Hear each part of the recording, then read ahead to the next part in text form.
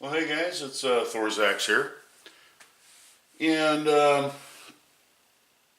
Cookie went and put out Coffee Chat. And to tell you the truth, I'm about all coffeeed out. I feel like I've been drinking coffee all day.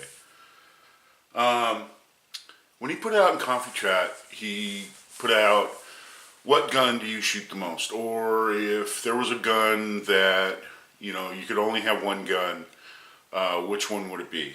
And more or less, the first question is, what gun have you shot the most? Well, I got one gun, and that's the Ruger Mark II. I have shot the Ruger Mark II the most. It's been my daily driver. I take this out, I practice with it, I goof around with it, have fun, try to, hit, bottle size targets at 100 yards with one hand. I mean, I've done all kinds of crazy shots with this gun, and it's always been a performer. If this makes any sense, though, it's not my favorite gun. It's the one I've shot the most, but it's probably not my most favorite gun. And the reason that being is that I can hit really well with it, and I can group real well with it, but it's not the one I shoot in matches. It's not my serious gun. And the reason for that being is because of the grip angles all wrong. That's the only thing wrong with the Ruger Mark II, in my opinion. Otherwise, it's a great pistol. Man, I'll tell you what, I must have owned 10 of these things. I have a number of them now, and I pick them up. When I go to gun stores and stuff, if I see one in there for a reasonable price and it's a Mark II, I'll buy it.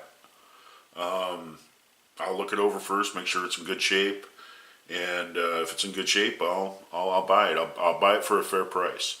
However, these pistols really went up in price ever since the Mark IIIs and the Mark IVs have came out. The Mark IIs command a premium price for them, and it's because the Mark II is very simple, and there's no magazine disconnect. There's no loaded round indicator thing here on the side.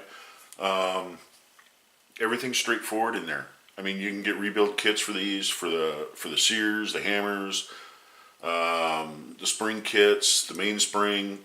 You can get steel triggers from them from Clark, the quartz and mixed parts for them.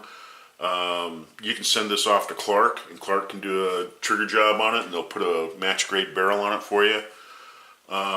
It's a very very good pistol overall. If you're going to own one for accuracy and for practice and that sort of thing, I suggest that you buy the Ruger Mark II. It's hands down, I think it's probably the best deal going out there.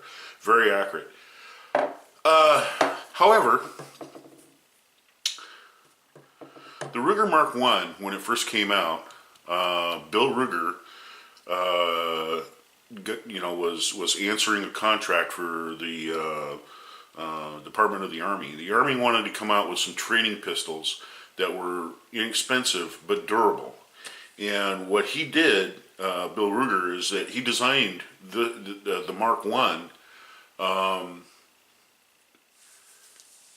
to fit that need.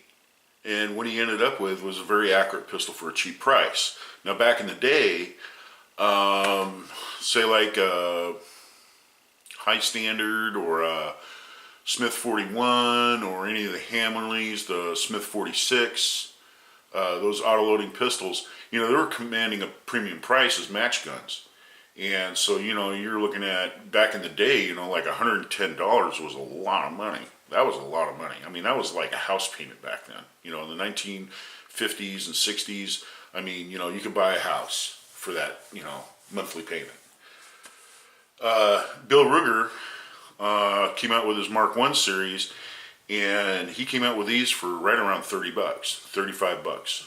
Out the door. Here you go. Boom. And what happened was that a lot of guys started buying these, and they didn't have the bull barrel. They had the tapered barrel. I think they came out with a 4-inch barrel and a 6-inch barrel at the time, and then they started adding, like, you know, adjustable sights and that sort of thing, and it really caught on. I mean, you know, Dick Shockey, he offered customization of that. Clark, he had some custom Rugers that he put out, but they also had custom Smith 41s and custom, you know, high standards that they put out as well, and also Hammerly as well. But the budget gun that you would take to the range and get into shooting sports, bullseye-wise, was the Ruger Mark 1. And they came out with the first bull barrel in the Ruger Mark 1. The only problem is the Ruger, it spelled death to all the high-end, you know, pistols. And only those pistols have been hanging on because of fan demand. I mean, people demand better quality, tighter fitting tolerances and that sort of thing in the high-end 22s. That's why they're still around, like the high standards and the Smith 41, the Hammerleys, that sort of thing. And another thing too, Hammerly, you know, I don't even know if they make a pistol right now. I think the last one that they came out with was it was their Trail Boss, but it was a or Trail Master, or anyway, it was a knockoff of the P205, and it incorporated an awful lot of polymer and that sort of thing, and they were hand in hand with SIG with it, so it was a SIG Hammerly.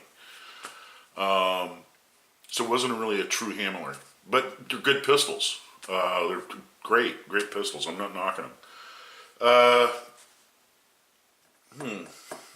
What else was I going to say? The Ruger will digest all types of ammo. It's not picky. I mean, hollow point, high velocity, low velocity, it doesn't matter. This gun will do it.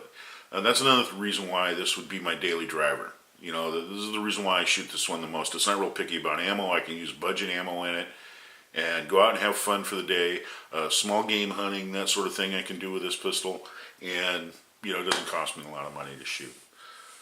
Other than that, that's it, guys. The Ruger Mark II. That would have to be the one that I've shot the most. I think that probably second on that list, though, would have to be my Dick Shockey pistol.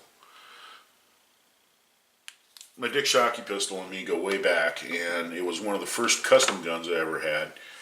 And I'll tell you what, that pistol, that Dick Shockey pistol, the first time I took it out to a match, I picked up 150, 200 points just by having a well-fitted gun.